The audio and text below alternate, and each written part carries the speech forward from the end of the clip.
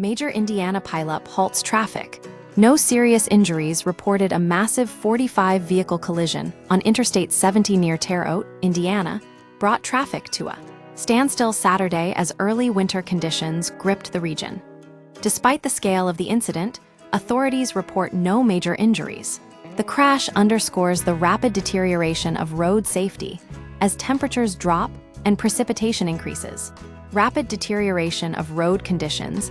The incident began when snow and ice transformed the highway into a slippery surface, reducing visibility and causing initial slide-offs.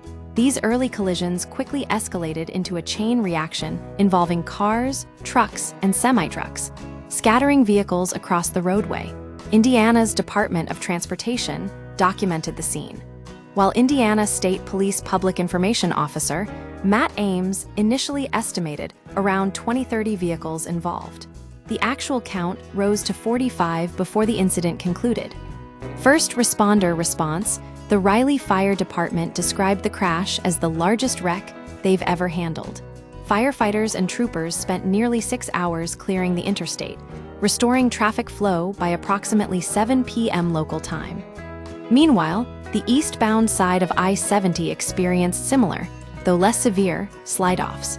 Weather conditions and warnings: the National Weather Service had already issued a winter weather advisory for the area, forecasting up to 4 inches of snow and wind gusts up to 35 mph. Even minor amounts of snow or ice can create hazardous driving conditions, as evidenced by this incident. This crash serves as a stark reminder of the dangers of winter driving. Drivers should reduce speed, ensure seatbelts are fastened, and exercise extreme caution in inclement weather. People just need to drive smart when the snow starts falling, Ames emphasized. Reduce your speed, make sure you're buckled up, and let's just all be safe out there.